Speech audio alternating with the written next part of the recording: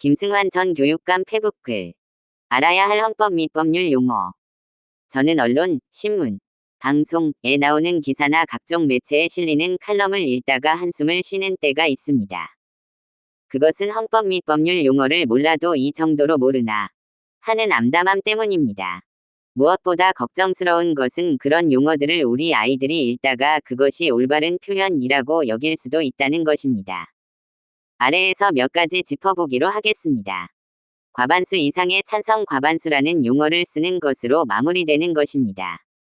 과반수는 반수, 반수를 지나는 것이기 때문에 과반수 뒤에 이상을 붙이는 것은 틀린 것입니다.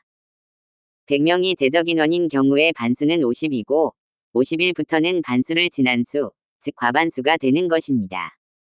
헌법 제49조를 읽어보면 더욱 확실히 알 수 있습니다. 헌법 제49조, 법률안 기타 위안은 헌법 또는 법률에 특별한 규정이 없는 한 재적의원 과반수의 출석과 출석의원 과반수의 찬성으로 위결한다. 가부동수인 때에는 부결된 것으로 본다. 이것을 가리켜 일반의 결정족수라고 말합니다.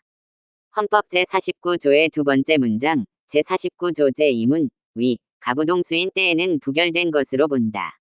라는 문구가 없더라도 가부동수인 경우 과반수가 아니기 때문에 부결되는 것입니다. 하지만 자유당 정권 당시 4.4.5 입개헌 파동을 비롯해서 워낙 황당한 일들이 많은 우리의 헌정사를 고려해 이런 조항을 두고 있는 것입니다.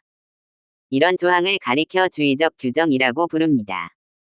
그래도 과반수라고 표현하는 것이 너무 밋밋하게 느껴지는 경우, 그것이 법률 용어는 아니지만 안정과반수 또는 압도적 과반수라는 용어를 정치적으로 또는 사실적으로 쓰는 것이야 어쩔 수 없는 일입니다. 3분의 2 이상의 찬성 이 경우는 3분의 2에 해당하는 숫자부터 3분의 2가 됩니다. 다만 사람의 숫자를 셀 때 사람은 분수로 나누어지지 않기 때문에 소수점은 절상합니다. 헌법 제130조 제2항은 헌법 개정안 국회의결 정족수를 규정하고 있습니다. 헌법 제130조 제2항, 국회는 헌법 개정안이 공고된 날로부터 60일 이내에 위결하여야 하며 국회의 위결은 재적의원 3분의 2 이상의 찬성을 얻어야 한다. 공직선거법 제21조 제1항에 따라 국회의원의 정수는 300명, 지역구 254 플러스 비례대표 46입니다. 300명이 3분의 2 이상은 200명부터입니다. 이상 또는 이하라고 되어 있는 경우에는 그 앞에 있는 숫자를 포함합니다. 만약 국회의원의 위원직 상실 등으로 4명이 결혼이 생겨 재적의원이 296명이 되는 경우 3분의 2는 계산상으로는 197.3명이 되지만 재적의원 3분의 2에는 미달하기 때문에 부결되는 것입니다.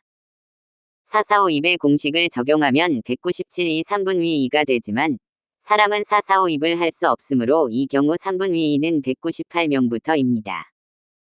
판결과 결정 판결은 사건의 본안에 관하여 법원이 선고하는 유권적 판단입니다. 형사재판의 경우 유죄 또는 무죄 판결, 민사손해배상 청구 소송이나 행정재판의 경우 원고 승소 또는 원고 패소 판결 등을 가리켜 판결이라는 용어를 씁니다.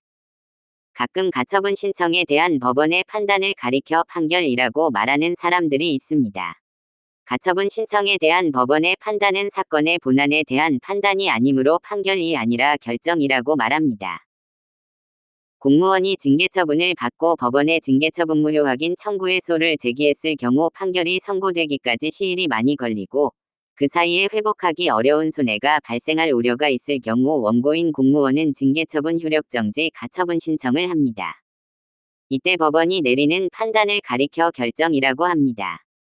헌법재판소의 결정 헌법재판소가 내리는 유권적 판단의 경우 그것이 사건의 본안에 관한 것이라 하더라도 판결이라고 하지 않고 결정이라고 합니다. 헌법재판소가 내리는 사건의 본안에 대한 판단을 판결이라고 부르지 않고 결정이라고 하는 것이 입법론적으로 바람직한가에 대해 저는 회의적입니다. 판결이라고 표현하는 것이 맞습니다. 다만 현행 헌법재판소법 제23조 제2항은 재판부는 종국심리에 관여한 재판관 과반수의 찬성으로 사건에 관한 결정을 한다. 다만 다음 각 호의 어느 하나에 해당하는 경우에는 재판관 6명 이상의 찬성이 있어야 한다. 라고 규정함으로써 판결이 아니라 결정이라는 용어를 사용하고 있습니다. 사법과 검찰 사람들이 사법권과 검찰권을 제대로 구분하지 못하는 경우가 많이 있습니다. 국가 권력을 세 개로 나눌 때 우리는 입법권, 집행권, 행정권, 사법권이라고 말합니다. 사법권은 재판권을 의미합니다. 사법권과 달리 사법부는 재판권을 본질적 권한으로 하면서 각종 사법행정권, 법관 인사 등 도 행사하는 기관입니다. 사법부 사법권. 이와는 달리 검찰 또는 검찰권, 은 집행부, 행정부 소속입니다. 검찰은 재판을 하는 기관이 아니라 형사사건을 조사하여 기소 여부를 결정하고 기소를 하는 경우 소송을 수행하며 유죄 판결이 선고된 사건에 대한 유죄 판결을 집행하는 기관입니다. 다만 검찰은 일반 행정기관과는 달리 국가형벌권의 행사에서 사건의 조사, 기소, 소송 수행, 재판 집행을 하기 때문에 준사법기관이라 부르기도 하고 그 핵심적 권한을 준사법권이라고 말하기도 합니다. 이 때문에 행정권의 경우 행정권의 중립적 행사라는 용어가 성립되지 않지만 검찰권의 행사에서 검찰권의 중립적 행사는 검찰권의 본질적 요소사되어 있는 것입니다. 피고인과 피고 형사소송에서 검사로부터 기소를 당한 사람을 가리켜 피고인, 더 어큐즈드이라고 하고 나머지 소송, 민사소송, 행정소송, 특허소송 등에서는 소송을 제기당한 사람을 가리켜 피고, A 디펜던트라고 합니다. 다만 헌법소원 등 헌법재판, 헌법소원 심판, 위헌법률 심판, 탄핵심판, 위헌정당해산 심판, 권한쟁의 심판에서는 심판 청구를 하는 사람을 가리켜 청구인, 심판 청구를 당한 사람을 가리켜 피청구인이라고 합니다. 헌법 제27조 제4항 형사피고인은 유죄의 판결이 확정될 때까지는 무죄로 추정된다.